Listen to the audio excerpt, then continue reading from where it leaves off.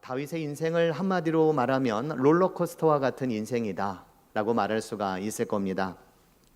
들판의 목동이었던 사람이 어느샌가 골리앗을 무찌르는 영웅이 되더니 그 영웅이 광야로 이제 내몰리게 되는 도망자가 됩니다. 그 도망자가 또 어느샌가 또 이스라엘을 다스리는 왕이 되는가 하면 그 왕이 자신의 아들에게 내쫓김을 당하게 되어 맨발로 도망하게 되는 파란만장한 신세를 다윗은 겪게 되었습니다. 기쁨과 슬픔이 계속해서 반복되어 갔고 또 깊은 절망에 빠졌다가 또 다시 일어서기를 거듭했었던 삶이었습니다. 미국의 유진 피터슨 목사님은 이러한 다윗의 삶과 신앙에 대해서 흙내나는 영성이다 라고 이렇게 표현을 한 적이 있습니다. 흠이 없는 한 영웅의 영성이 아니라 실패도 있고 또 도피도 있고 또 패배도 있는 뒤엉켜진 그러한 흙바닥과 같은 현실 속에서 한 인생이 하나님과 어떻게 또 신앙 안에서 살아가고 있는지를 잘 보여주는 그런 다윗의 모습을 흙내나는 영성이다 라고 표현을 했습니다. 오늘 우리가 읽은 시편 60편의 말씀은 그 흙바닥에서 나온 노래다 라고 말을 할 수가 있습니다. 표제어에 보면 이 시는 다윗이 교훈하기 위하여 지은 믹담이다 라고 이렇게 말하고 있습니다. 여기서 믹담은 귀한 시, 새겨진 글, 보호를 구하는 기도라고 하는 뜻으로 이해되어 온 말입니다. 그런데 놀라운 것은 시편 150편 가운데에 교훈하기 위하여 쓴 시가 교훈하기 위하여 썼다라고 하는 이 표현이 이 시가 유일합니다. 다윗은 수많은 시와 또 노래를 저작을 했지만 그 가운데에 백성들이 가슴 깊이 새겨야 할 노래가 바로 오늘 우리가 읽은 시편 60편에 있는 말씀이다라고 하는 겁니다. 그렇다고 보면은 이 시는 틀림없이 승리의 노래일 것이다 라고 생각을 할 수도 있지만 전혀 그렇지가 않습니다. 오늘 우리가 말씀을 계속해서 보겠지만 이 시는 나라가 무너진 가운데에 하나님께 드렸던 기도입니다. 다윗은 이기는 법을 우리에게 가르쳐주고 있는 것이 아니라 무너진 날에 하나님 앞에 나아가는 그 방법에 대해서 오늘 말씀을 해주고 있습니다. 오늘 본문 1절에 보면 다윗이 이런 기도를 합니다. 하나님이여 주께서 우리를 버려 흩으셨고 분노하셨사오나 지금은 우리를 회복시키소서. 다윗은 주님이 우리를 버리셨다, 또 흩어 놓으셨다, 그리고 분노하셨다라고 이렇게 말을 하고 있습니다. 뭔가 이들이 큰 잘못을 저질렀는지 아니면 이들이 현재 겪고 있는 이 상황은 하나님께서 하신 일이 아니고서는 도저히 설명할 수 없는 그 어떤 경험을 하고 있는지 아직은 잘 모르지만 다윗은 일어난 결과의 주체를 하나님으로 생각하고 있습니다. 그러기에 비록 하나님은 우리를 버렸고 흩으셨고 분노하셨지만 결국 우리를 회복시켜 주시는 분도 하나님이심을 그는 분명히 인정하고 있습니다. 우리는 하나님께 기도할 때에 종종 생사화복을 주관하시는 하나님이라고 표현을 합니다. 우리의 삶도, 우리의 죽음도, 또 그리고 우리의 화나 우리의 복, 우리 인생의 모든 주권이 창조주 하나님 앞에 놓여 있음을 인정하는 그런 고백이지요. 그런데 우리는 종종 열심히 신앙생활을 하는 분들 가운데에 갑자기 실족하여 넘어지게 되고 또 거기서 헤어나오지 못하는 경우를 종종 보게 됩니다. 왜 그런가 살펴보면 하나님께 대한 열심이 곧 성공으로 이어질 것이다 라고 하는 강한 신념이 무너져 버렸기 때문입니다. 그것이 자식의 문제이든 경영하는 사업의 문제이든 아니면 미래에 대한 기대이든지 간에 하나님께 대한 기대감을 가지고 신앙생활을 했는데 결국에는 얻어지는 결과가 만족스럽지 못하다 보면 하나님마저도 버리게 되더라라는 겁니다. 진정한 신앙은 무엇일까요? 진정한 신앙은 나의 세속적인 욕망을 추구하기 위해서, 채우기 위해서 하나님을 수단으로 삼는 것은 아닙니다. 세상을 향하고 있었던 나의 왜곡된 욕망이 이제는 하나님의 은총 안에서 새롭게 빚어가는 것입니다. 예전에는 세상을 향해 갈망하는 마음이 있었지만 그러나 이제는 하나님을 향한 갈망하는 마음으로 살아가는 것입니다. 그리고 인생의 참된 만족이 바로 하나님을 갈망하는 데에 있다라는 것을 분명히 믿게 되는 삶, 그것이 바로 진정한 신앙이라 할 수 있습니다. 다윗의 일생 그리고 다윗의 삶은 이처럼 하나님, 생사화복을 주관하시는 하나님을 인정하는 그런 신앙인이었습니다. 비록 하나님께서 우리를 버리시고 흩으시고 분노하시는 것과 같은 어려운 상황 가운데에 놓여 있지만 그러나 다윗은 분명히 고백했습니다. 하나님이 우리를 회복시켜 주실 것이다 라고요. 다윗은 지금 어떤 어려움을 겪고 있는 걸까요? 이것은 역사적인 배경과도 관련이 있습니다. 다윗은 지금 자신의 주력 군사들과 함께 북방을 향해 나아갔습니다. 거기에서 아람 군대와 전쟁을 하고 있습니다. 그곳은 이스라엘에서 굉장히 멀리 떨어져 있는 그런 곳이었습니다. 오고 가고 하는 길이 수일이나 수주나 걸리는 그런 아주 먼 거리였습니다. 그런데 공교롭게도 다윗이 북방에 나가 있는 사이에 남쪽에 있었던 한 나라인 에돔 군대가 이스라엘을 공격하였던 겁니다. 다윗이 없는 그 사이 그 빈틈을 이용해서 이스라엘의 남쪽을 공격했던 겁니다. 대부분의 주력군들이 원정을 가 있는 상황이기 때문에 이스라엘은 무방비 상태에서 큰 위기를 맛보게 되었습니다. 열왕기상의 기록에 보면 이로 인하여 죽임을 당하였던 사람들을 장사하는 그러한 내용들이 나오는데 왕이었던 다윗은 백성들의 죽음과 장사를 그저 먼 발치에서 지켜보기만 하는 그런 안타깝고 그런 슬픈 상황이었습니다. 이러지도 저러지도 못하는 그런 다윗의 상황, 이것도 잘하고 저것도 잘했으면 좋겠는데 그럴 능력이 되지 않는 그런 상황 속에서 오늘 다윗이 1절에 드렸던 이 기도는 가장 정직한 기도가 아닐 수 없습니다. 주께서 우리를 버려 흩으셨고 분노하셨사오나 지금은 우리를 회복시키소서. 다윗은 위기의 현실을 외면하지 않았습니다.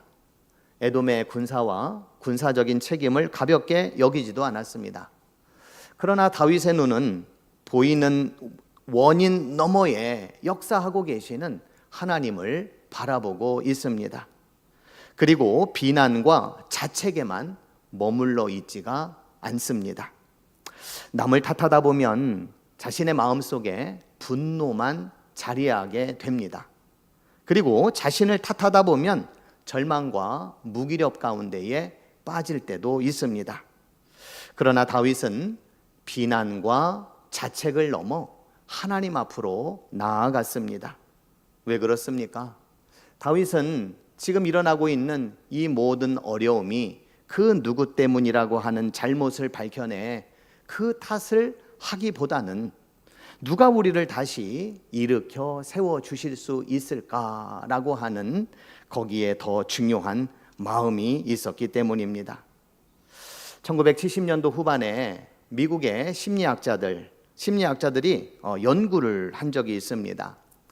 중증 사고를 당한 사람들을 이렇게 추적해서 조사해 본 결과 그들이 당한 어려움이 누구 탓이냐라고 이렇게 돌리는 사람들은 일상의 삶에 있어서 대처 능력이 이제 떨어지더라라고 하는 것이었습니다. 탓할 대상을 찾다 보니까 마음이 그들 가운데에 계속해서 있는 거예요. 그러다 보면은 지금 일어나고 있는 이 상황에 대해서 직시하지 못하는 겁니다. 그러다 보니 문제 해결을 주도적으로 해결하지 못하더라라고 하는 겁니다. 자신을 자책하는 것도 마찬가지였습니다. 후속 연구들에 따르면 내가 그때 이렇게 할 수 있었는데 라고 반성을 하는 사람들은 나 같은 사람이 그렇지 뭐라고 이렇게 생각하는 사람들에 비해서 우울이나 무기력감에 덜 빠졌다라고 그렇게 이야기를 합니다. 누군가에 대한 원망, 그것은 우리 사람을 분노에 가두어 버립니다. 나 자신에 대한 자책은 우리로 하여금 절망에 가두어 버리게 합니다. 그렇다면 무너진 사람들은 어디로, 어떻게 해야만 할까요?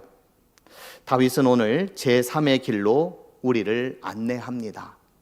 탓할 사람을 찾는 대신에 우리를 일으켜 주실 분을 찾으라는 것입니다. 이 시간 누군가를 탓하기에 앞서서 자신에 대해 자책하기보다는 우리를 일으키시는 하나님을 찾으시는 여러분들이 되기를 축원드립니다. 왜 우리가 사는 세상은 이렇게도 힘들까? 도대체 누구 때문에 어려움이 있는 걸까? 이렇게 탓하지만 마시고, 나는 왜 이렇게 능력이 없을까? 나는 왜 이렇게 부족한 것이 많을까? 자기 자신을 자책도 하지 마시고, 여러분을 일으켜 세우시는 하나님을 찾고 구하시는 이 밤이 되기를 간절히 축복드립니다. 탓할 사람을 찾는 대신에 일으키실 분에게로 나아갔던 다윗에게 하나님은 오늘 본문 4절을 통해서 이런 응답의 말씀을 주셨습니다. 4절의 말씀을 봅니다. 주를 경외하는 자에게 깃발을 주시고 진리를 위하여 달게 하셨나이다. 고대 전장에서 깃발은 두 가지의 기능을 가지고 있었습니다. 첫 번째는 병사들이 다시 모이는 집결점이었습니다. 그리고 또 하나는 아직 싸움이 끝나지 않았다라고 하는 선언입니다. 집결점과 선언. 오늘 본문 1절에 보시면 주께서 우리를 버려 흩으셨다라고 하였습니다. 그런데 4절에서 하나님은 흩으신 그 손으로 다시 모이도록 깃발을 주고 계십니다. 깃발이 서 있는 한 이 싸움은 아직 끝나지 않았음도 선언하게 하셨습니다. 우리가 자세히 살펴보지는 않았지만 1절 이후 2절과 3절에 있는 말씀에 보시면 이스라엘이 직면하고 있는 어려움이 얼마나 큰지에 대해서 비유적으로 표현을 하고 있는 말씀이 나옵니다. 주께서 땅을 진동시키사 갈라지게 하셨사오니 그 틈을 기우소서. 땅이 흔들림이니이다. 주께서 주의 백성에게 어려움을 보이시고 비틀거리게 하는 포도주를 우리에게 마시게 하셨나이다. 마치 땅이 진동하고 갈라지고 흔들리고 비틀거리는 이 상황을 우리가 상상해 보면 이 나라는 이제 끝장이 나버리겠구나 하는 생각을 해보게 됩니다. 그런데 4절 말씀을 통해 다윗이 말하고 있는 것은 하나님께서는 끝이 아니라 깃발을 주신다라고 하는 겁니다. 다시 모여라. 아직 끝나지 않았다라고 하는 이 선언인 것입니다. 다시 모여라. 아직 끝나지 않았다. 그런데 하나님께서 그 깃발을 누구에게 주신지 아십니까? 주를 경외하는 자에게 주셨다라고 말씀을 합니다. 혼란함 속에서, 위태로운 상황 속에서 하나님께 나아가는 사람들입니다. 2절과 3절 본문은 읽는 사람들로 하여금 굉장히 공포심을 불러일으키기에 충분한 상황입니다. 하물며 그 당시 이스라엘 백성들은 얼마나 두려움 가운데에 놓여 있었겠습니까? 그런데 그 가운데에서도 주님을 경외하는 사람들이 있더라는 겁니다. 공포스럽고 두렵고 나라가 흔들리고 터전이 흔들리는 위태로운 상황 속에서도 하나님을 경외하는 자들이 있더라는 것입니다. 구약 성경에 보면 경외라고 하는 이 단어는 두 얼굴을 가지고 있는 단어입니다. 하나는 도망치게 만드는 공포입니다. 그리고 또 하나는 가까이 나아가게 하는 경외입니다. 본문 2절과 3절을 우리가 보았듯이 이 상황은 우리로 하여금 도망치게 만드는 공포로 가득합니다. 사람들이 그 공포심에 모든 것을 버리고 도망을 선택해도 전혀 이상할 것이 없는 그런 상황입니다. 그러나 또 다른 한편에서는 비록 공포로 가득한 세상이지만 이럴 때일수록 하나님께로 가까이 나아가자는 경외심의 사람들도 있더라는 것입니다. 하나님께서는 이런 자들에게 깃발을 주십니다. 다시 모여라. 다시 모여라. 아직 끝나지 않았다. 아직 끝나지 않았다. 하나님은 하나님을 경외하는 자들에게 그렇게 말씀해 주십니다. 어쩌면 지금 여러분들의 인생이, 특별히 오늘 헌신 예배를 위해 기도회를 갖는 우리 사남전도회 회원들이 어쩌면 저들의 삶 가운데에 땅이 진동하고 갈라지며 모든 것이 흔들리고 또 비틀거리는 그러한 시간들을 삶 속에서 경험할 때가 있을 것입니다. 그러나 그러할 때일수록 두려움에 붙잡혀 하나님에게서 도망치지 않으시는 여러분들이 되기를 간절히 부탁드립니다. 오히려 하나님께 더욱더 가까이 가는 주님을 경외하는 자들이 되기를 간절히 축복드립니다. 하나님께서는 흔들리는 백성을 그대로 버려두지 않으십니다. 흩어진 자들을 다시 불러 모으시고 그들을 위해 깃발을 세우시는 분이십니다. 우리 다 같이 모여라. 우리 이곳에 함께 모이자. 아직 끝나지 않았다. 하나님의 역사는 아직 끝나지 않고 하나님을 경외하는 자들을 통하여 새롭게 역사하시는 하나님이신 줄로 분명히 믿습니다. 그러기에 우리의 믿음은 오늘 본문 12절에 있는 말씀과 같이 하나님을 의지하고 용감하게 나아가는 저희들 모두가 되어야겠습니다. 우리 다 같이 12절에 있는 말씀을 우리 함께 봉독하도록 하겠습니다. 시작.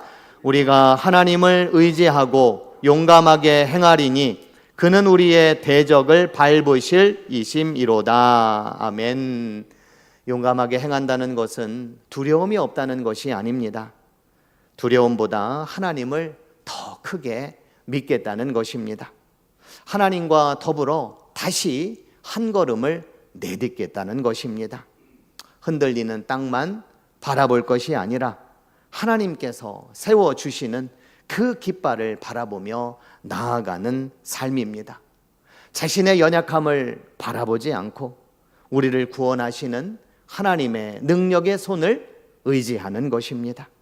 하나님을 의지하여 믿음을 가지고 용감하게 나아갈 때에 하나님께서는 우리의 길을 여시고 마침내 우리로 하여금 승리케 하실 것입니다. 우리는 우리 편에서 최선을 다할 것입니다. 하나님을 의지하고 또 용감하게 믿음으로 나아갈 것입니다.